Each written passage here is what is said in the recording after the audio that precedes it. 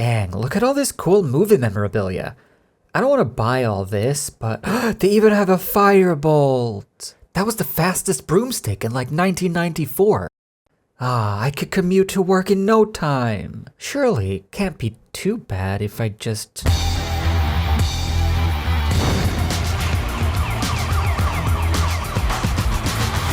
no, I'm going to prison! But which prison? Well, keeping me contained, I think is going to require foam core board. Let's carefully estimate the size of our prison by holding up the foam board like this until it looks prison-sized, and then cut that out, but 3 times. Oh yeah, that's looking prison-y already. Okay, let's see if I got this right. Reparo! Oh, there you go. Oh, it's sticky. I'm making both inner and outer walls, and then I'm tapering them with a knife so that I can glue them together and make sharp, angled angles. Sharp. This whole project would have been so much easier to do if I just had thick foam insulation sheets to cut the walls out of. But I don't have that, so we're working with what we got. I'm putting down a strip of tape and then lining the walls up end to end, drizzling a little bit of white PVA glue on either side and then taping it all up. And to further cement my gamer skills, I used red, green, and blue rubber bands to pinch the corners. And hey presto, this turducken of a Toblerone is almost mouth-watering. Reference images are good. I used this one and scaled it to fit proportionally 1-to-1 to my model. Now you might think, ridiculous. However, it will let us quickly transfer all the measurements we're gonna need. I started by drawing out a midpoint, and the walls are all 8 centimeters wide, so at the 4 centimeter mark, we need a line. Okay, but sharpen up because we're gonna need a lot of them. 1 vertical line in the middle, a horizontal line across 2 centimeters from the top, and then 2 more vertical lines on either side of the middle vertical line, 3 millimeters from the vertical line in the middle on either side. Then I started looking for round-ish things in my vicinity, and I found this screw that made a perfect stencil for the rounded top bits. A lesson in keeping your assorted screws, sorted. Trash! I feel like it's time to marry these 2 holy trinities, so I'm gluing them down to a scrap piece of cardboard. The reason I'm doing this is because I want this to be AZKABAN post-breakout, and I need the walls to have mass, so we're gonna get foamy later. Okay, well, while that's drying, we can work on the base. I bet we can make a collar out of foam core and then just sort of slip it over the tower. So let's rough out some shapes on some paper and then line it up with the model to get the proportions and angles correct. And then you can get preemptively excited that it worked out, because you don't yet realize that this is a mistake that'll cost you dearly. Floppy. Trificus totalis. Nice. Trificus totalis. Trificus totalis. And fit. Well, it kinda looks like AZKABAN, but it needs more foam. Breaking news! Breaking out is old news, but breaking in is breaking ground. We're gonna have to access the bottom of the tower to fill it with foam, so I'm just cutting off each back corner. This part of the tower isn't gonna be part of the final model anyway. I'm gonna use this broken food container as a lid so you can see the foam in action, and weigh it down with some rocks from my garden because I did a test, and the foam expands quite a bit.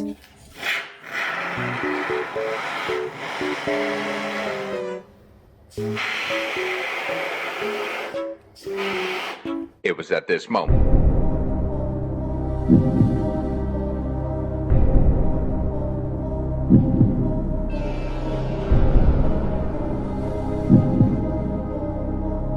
But it did make fun noises, and I got to pretend to be John Goodman, and all the Death Eaters inside were borrowers. This stuff is used for insulation in houses and campers and stuff. And it's got bonkers expansion capabilities. It was pushing the rocks off of the top. It's so freaky to work with as well. It's like sticky whipped cream. So I had this idea of smearing a thin layer on a plate to maybe make bubbles and foam for later. Be careful though, because this stuff is toxic, so I'm doing it outside with a respirator and gloves. But once we've done between 11 and 13 years of waiting, we have a solid foam core tower. Oh no, it's turning evil! But wait, the walls are supposed to continue up into the alcoves, and you wouldn't really put a cliff around a building, and I want the tower to be taller. I wish someone would have warned me about this earlier. Screw this! Let's take it all apart and do it again. Actually, not all again, because I'm not made out of foam core, but we could probably use some of these scraps left over from all the cutting before and just extend them into a pyramid shape rather than a collar shape. Ah, a match made in misery. To fit the castle back onto the cliff at the correct angle, I used the paper stencils from before and cut the bottom of the tower off at an angle, and then scooped out some of the foamy guts. Then went in with a craft blade and ventilated this hotbox. I'm not overly concerned with getting all of the edges all of the perfect, because I'm gonna cover all of this up with GapSap later anyway.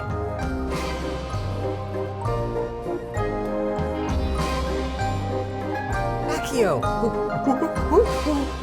Okay, this part might not be movie accurate, so if you want to send me to crafting jail, well, at least I'll have you covered. I wanted the walls to have an intermittent brick pattern, so I took a piece of scrap foam core board and carved in as tiny of a brick pattern as I could be arsed. Then I used a ballpoint stylus to smush around some of the bricks to create irregularities. I'm gonna use this to create a stamp, so I took some Super Sculpey and heated it up in my hands as much as possible to get it real soft and pliable. Then I smushed that into the cracks and crevices and so gently pulled it back off to reveal our inverted brick stamp texture. Yeah, that'll probably work. Whilst we're riding high on the confidence instilled in us by this successful brick texture, let's use the remainder of the last glue stick to couple this couple in a hot and sticky unbreakable vow of glue. And seal down the edges. Okay, but the base of this base is way off base. I want this base to be encased in resin, so we need to start cutting some corners. What do you think, 4 centimeters, 5 centimeters off the top? A quick swish and flick and we can worry about this saint-like issue later. Saint-like? I'm holy, Fred. Get it? Hey, look what I got. It's a scrap piece of foam board, and also I have this knife over here. I wonder what they can get up to together. Oh, it's a massacre, but hey, maybe we can use these foam sticks. The shaft has this ridge towards the top. I don't really know the function of it, but I think it's for rain drainage. Anyway, I used obnoxiously thin slices of foam board that I then bisected and glued to the top of the tower with the paper side facing in.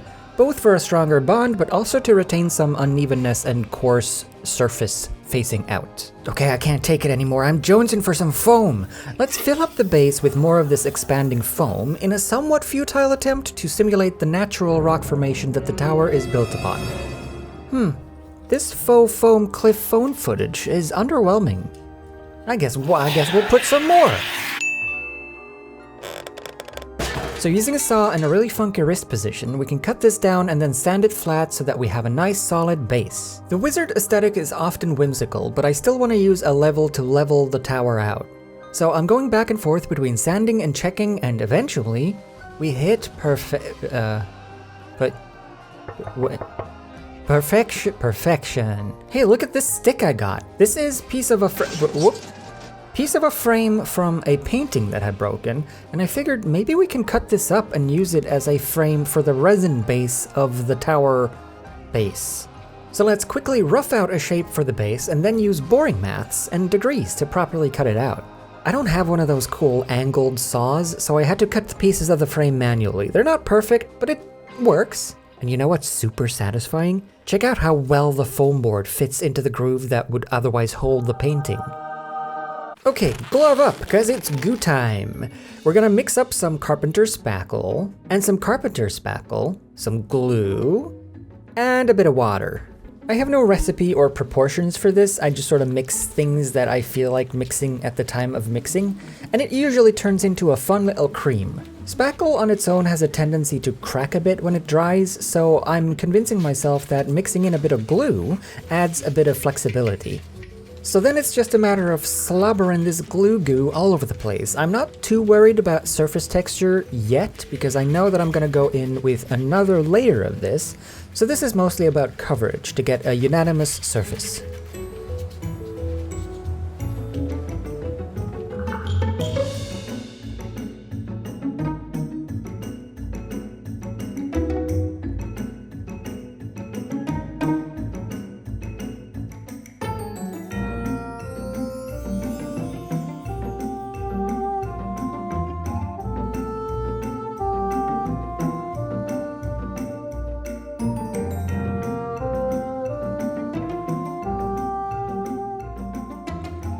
And once we've got full coverage, it's time to bring in our collaborator on this project and turn them on and sit back and watch the show. That's getting nice and dry. Coming back for the second pass, I used a wet-ass finger to sharpen up some of the corners and details, and then I brought out that stamp that we made, and when the spackle is like half dry, you can sort of squish this into the surface, and it leaves a nice little brick indent. Would you look at that?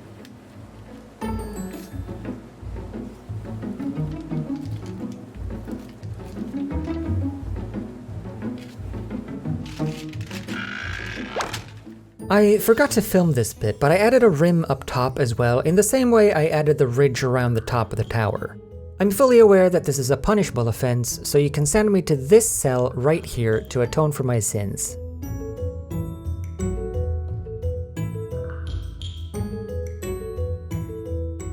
This part was actually super satisfying. It was like cutting bits out of a 6-month-old cake.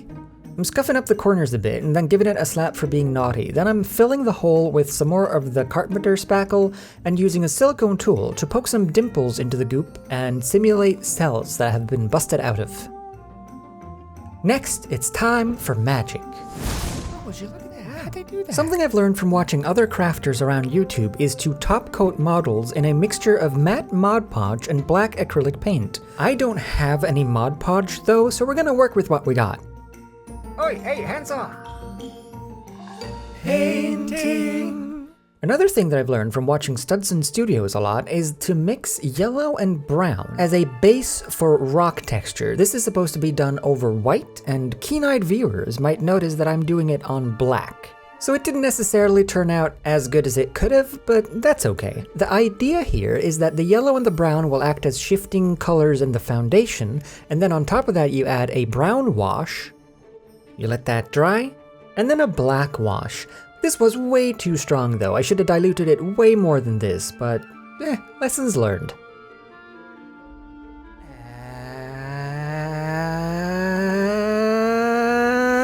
And dry. Nice. It's not too bad.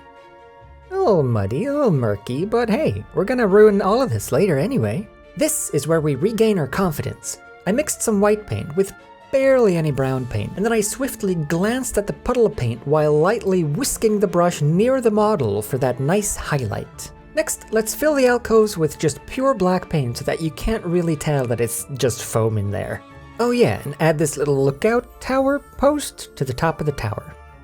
Speaking of the tower, I mixed some black paint with some green and some blue to give it that cold and unwelcoming and inhospitable vibe. AZKABAN, after all, is a prison, and if you're unaware, the Dementors who guard the prisoners of AZKABAN literally drain the happiness out of you, so I wanted it to feel cold and uninviting. And then once that's dry, we're going back in with a dry brush to bring some brick back. Bring brick back, it's tricky. Whew, I need a drink. Well, actually, this is poison, because this is a mixture of many water, a bit of black paint, and a drop of dish soap. And yikes, that's still too strong though. I need to start testing these out before I apply them to the model. A black wash is meant to tie the model together and to make everything feel sort of part of the same world, but it kind of made the cliff and the tower feel a bit too same. Oh well, it's not the end of the world. I dabbed off some of the pooling with a paper towel, and then I went in with a murky brownish grayish greenish paint to add some algae and water weathering to the drainage? Oh no, while I was looking away, someone has painted the base black at the borders and blue at the bottom. Well, let's put some ointment on and hope it passes. Actually, we can probably cover up most of it with the tower anyway, so let's attach that as centered and as straight as we can get it. Now we get to dip into our rocky reserves. I want the base to have a bit more weight, and I also want some rock formations around the cliff itself to make it feel more natural and part of a world. I found some cool pointy rocks outside, and I figured it might be neat to have a cliff that sort of all leans in one direction, as if battered by the seas for centuries. So I glued some on to either side of the tower, all facing forward. Along with some choice pebbles for spice. Okay, it's been a while since we handled anything poisonous. Since I'm gonna fill this base with resin, I wanted to make sure that it was all basically watertight. So I'm going in with some UV resin first. This is essentially just resin that hardens under UV light, so I'm brushing it into all of the cracks and crevices and letting it set so that I know that it's all connected. I'm also gonna use UV resin for these tear ducts on the sides of the tower, where all the tears from all the prisoners flow down into the ocean. And using a silicone tip tool, you can sort of give it a surface as it hardens.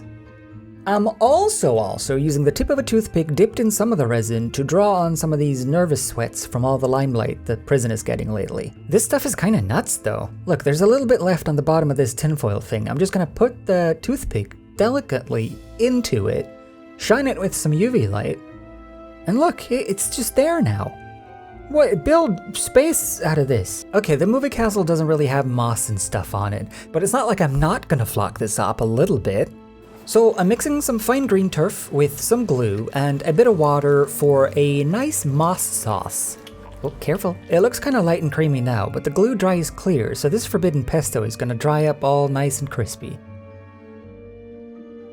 Topping it off with a light dusting of dry turf. I can't really get to the outflow here, but I have a plan. Hup! Oh, it's too much! Fine green turf really does add detail to a model though. I feel like if there's one thing you want to get for crafting purposes, this is it. Oh, toxic behavior alert. Okay, let's finally cast this in resin.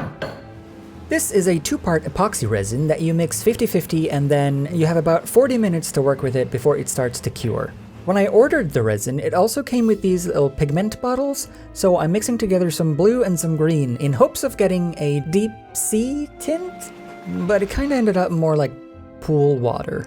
That's okay though. Maybe this is the kitty AZKABAN. It's sad. That's worse. Pouring resin is super satisfying though. It's basically like thin syrup. And it does best if you pour it very gently so that there's a minimum amount of bubbles introduced. Hey, remember the foam schmear from like ages ago?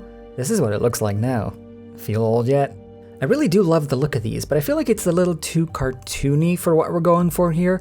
My initial plan was to soften them up with a bit of watered down glue and then shape them to the surface. I'm gonna try it in one corner, but I think I'll save these for some other projects. I did save some foam fluff though from when we sanded down the bottom of the cliff. Maybe we can mix this with some paint and some glue and some water and dab that all around the place. It kind of worked, I think, but it's a little bit thick and a little bit crunchy, so I think I would recommend using white snow flock. But I don't have that, and you know what we say, we're working with what we got. For the finishing touches, I'm adding another coat of UV resin on top of the other resin, and I'm blowing on it with a straw to simulate some waves as I harden it. I've seen this done with gloss Mod Podge before, but I found it easier to do it with the UV resin because I had that at home. Oh, I also saved some of the crumbs from the breakout scene earlier, and I figured they could have fallen down by the side of the tower. And lastly, I'm going in with a few more drops of UV resin that I kind of poked around as I hardened them to make it look a little bit splashy. And I think with that, we're on to the beauty shots.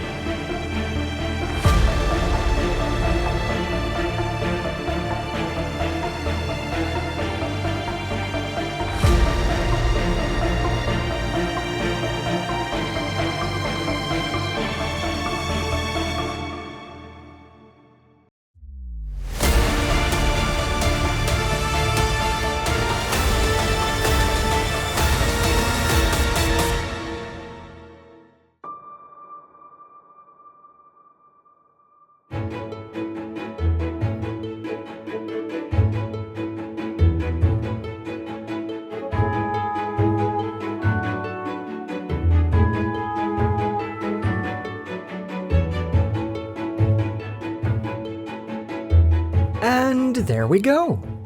Thank you so much for watching this video, and hey, let me know if you have any ideas for other fun builds I could build. Not only that, but we also gotta give a big hand to the people who have joined in over on Patreon for that spicy behind-the-scenes content. Like Jazz Nesnes, Catherine Pugh, Leslie, Orlana5678, Arista, Amy Schoenfield, Claire A, Christina Gore, Emily Vaughn, Jessica Kalina, Julie Starzik, Kelly Logan, Kristen Skinner, Michael De Pasquale, VT, Prismatic Serpent, Ray Vignapiano, Shauna, Therese, Zoannon, and Vicky. Thanks for watching. I hope I'll see you next time.